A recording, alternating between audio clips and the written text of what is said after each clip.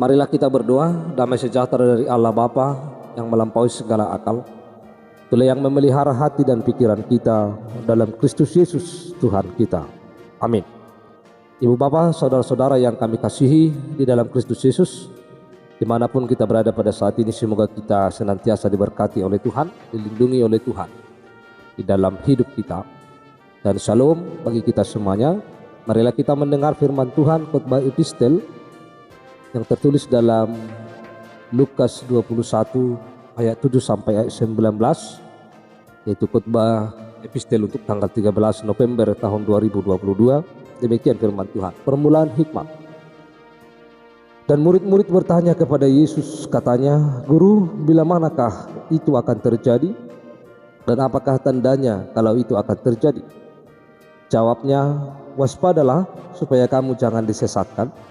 Sebab banyak orang akan datang dengan memakai namaku dan berkata, 'Akulah dia.' Dan saatnya sudah dekat, janganlah kamu mengikuti mereka.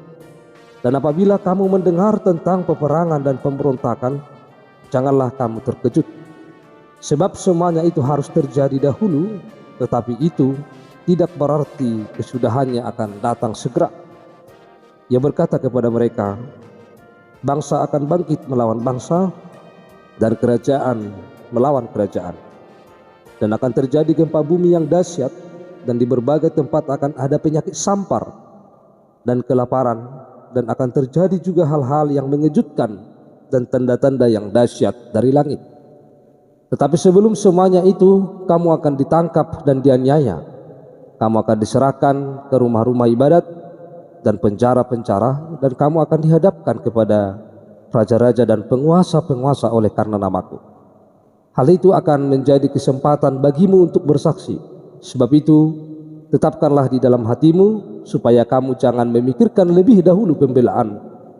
Sebab aku sendiri akan memberikan kepadamu kata-kata hikmat, sehingga kamu tidak dapat ditentang atau dibantah lawan-lawan. Dan kamu akan diserahkan juga oleh orang tuamu, saudara-saudaramu, kaum keluargamu dan sahabat-sahabatmu, dan beberapa orang di antara kamu akan dibunuh. Dan kamu akan dibenci semua orang oleh karena namaku. Tetapi tidak sehelai pun dari rambut kepalamu akan hilang. Kalau kamu tetap bertahan, kamu akan memperoleh hidupmu." Demikian jauh pembacaan firman Tuhan. Bapak Ibu saudara-saudara yang terkasih di dalam Kristus Yesus, tema khotbah kita adalah hari Tuhan akan tiba. Berbicara tentang hari Tuhan berarti kedatangan Tuhan Yesus yang kedua kali ke tengah-tengah dunia ini sebagai hakim yang akan menghakimi umat manusia, baik orang yang hidup maupun orang yang mati. Dan tentu ini sering dikaitkan dengan akhir zaman atau hari Tuhan. Dan berbicara tentang akhir zaman dan hari Tuhan ini adalah momen yang sering menjadi perhatian banyak orang, baik itu orang yang percaya maupun orang yang tidak percaya. Dan berbagai macam cara yang senantiasa dibuat orang untuk merespon akhir zaman ini. Hal ini bisa menunjukkan kesadaran manusia akan kepanaannya atau akan keberdosaannya. Karena kepanaan atau keberdosaan manusia itu akan menerawang akhir zaman, mencoba menerawang dan memprediksi kapan akhir zaman akan datang. Tetapi bahwa tidak seorang pun yang akan mengetahui kapan akhir zaman itu akan datang, karena akhir zaman itu adalah seperti kedatangan seorang pencuri yang tidak kita tahu kapan dia datang dan kapan dia akan hadir di tengah-tengah dunia ini. Tetapi yang pasti bahwa berbicara tentang akhir zaman sering juga dikaitkan dengan langit yang baru dan bumi yang baru. Artinya bahwa ada suasana yang baru yang dimana bahwa hal yang lama akan dimusnahkan, tetapi akan muncul hal-hal yang baru.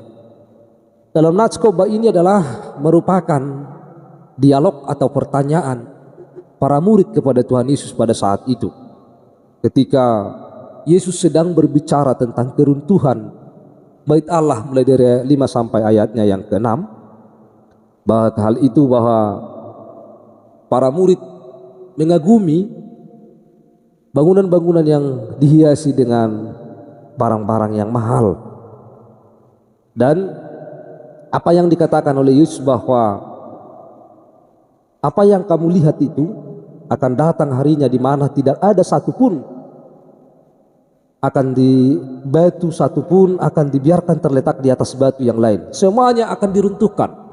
Inilah menjadi suatu pertanyaan bagi para murid-murid Yesus pada saat itu. Sehingga mereka bertanya di ayat 7 dengan mengatakan, bila mana dan apa tandanya hal itu terjadi? Mereka mau bertanya apa tandanya dan kapankah itu akan terjadi? Ini mau dipertanyakan oleh murid-murid Yesus kepada Yesus pada saat itu. Lalu hal itu disampaikan oleh Yesus sebuah jawaban kepada mereka bahwa hal itu yang disampaikan oleh Yesus adalah bukan jawaban yang langsung atau bukan jawaban yang menjawab pertanyaan mereka, tetapi mereka diajak untuk mencerna, memikirkan supaya mereka banyak belajar tentang Tuhan dalam kehidupan. Saudara-saudara, mengapa hal ini dipertanyakan oleh para murid? Karena bagi orang Yahudi bahwa bait Allah adalah sebagai simbol atau senter agama mereka. Maka kalau bait Allah hancur, maka mereka meyakini suatu hal bahwa akan terjadi malapetaka bagi para imam dan bagi para bangsawan. Jawaban Yesus tentang pertanyaan para murid itu dengan mengatakan, waspadalah supaya kamu jangan disesatkan. Ini kita lihat di dalam ayat yang ke-8. Sebab banyak orang akan datang dengan memakai namaku dan berkata, akulah dia, dan saatnya sudah dekat. Janganlah kamu mengikuti mereka. Artinya bahwa di zaman akhir, sebelum akhir zaman, bahwa akan banyak yang datang sebagai penjahat atau yang menirukan atau datang seolah-olah dia adalah Mesias. Saudara-saudara, bahwa ada beberapa hal yang dapat kita lihat dari jawaban Yesus ini dengan mengatakan waspadalah. Ada beberapa sikap yang harus kita lakukan. Yang pertama adalah supaya kita tidak disesatkan oleh Mesias palsu, atau kita adalah memiliki keteguhan hati kepada Yesus dalam kehidupan kita. Kita tidak disesatkan dengan penglihatan kita, kita tidak disesatkan oleh Mesias-Mesias palsu yang datang ke tengah-tengah dunia ini.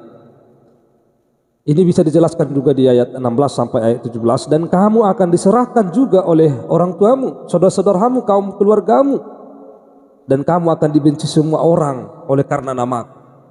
Artinya orang yang paling dekat pun kepada kita, orang yang paling kita kasihi, bahwa hal itu juga bisa menjadi sesuatu yang menakutkan bagi kita atau mengkhawatirkan bagi kita. Tetapi dalam semuanya itu Yesus mengatakan bahwa kita perlu keteguhan hati. Karena ada janji Allah, ketika kita teguh di dalam hati, ketika kita teguh berpegang kepada Tuhan menjelang hari Tuhan itu, maka di ayat 18 dikatakan, tetapi tidak sehelai pun dari rambut kepalamu akan hilang. Itu yang pertama, supaya kita tidak disesatkan oleh Mesias-Mesias palsu. Yang kedua, ketidaksesatan itu diwujudkan dengan tidak gegabah untuk menyimpulkan tanda-tanda akhir zaman. Kita tidak gegabah untuk menyimpulkan akhir-akhir zaman. Tanda-tanda akhir zaman itu tadi bisa kita lihat dalam ayat 9 sampai ayat 11. Karena sudah banyak sekali kejadian seperti yang dikatakan dalam firman ini. Misalnya dari peperangan, pemberontakan, dan juga gempa bumi, bangsa melawan bangsa. Dan akan terjadi gempa bumi yang dahsyat, dan di berbagai tempat akan ada penyakit sampar dan kelaparan. Bahkan kita sudah melewati masa pandemi COVID-19 yang menyerang seluruh dunia. Nah, supaya kita dalam semuanya itu kita tidak terlalu gampang untuk menyimpulkan bahwa ini adalah akan terjadi akhir zaman. Karena tidak ada seorang pun yang akan mengetahui akhir zaman. Saudara-saudara yang terkasih, sebelum akhir zaman maka banyak manusia akan ditangkap. Di ayat 13 dikatakan, sebelum akhir zaman itu bahwa akan ada yang dipenjarakan, ada yang menyerahkan keluarganya, ada yang seperti ini. Tetapi di saat itulah bahwa kita diberikan kesempatan untuk bersaksi. Ini adalah hal yang sangat luar biasa. Artinya ada kesempatan bagi kita untuk bersaksi di dalam setiap kehidupan kita sehari-hari. Untuk mempersaksikan dan menyatakan tentang kemahakuasaan Allah di dalam kehidupan kita.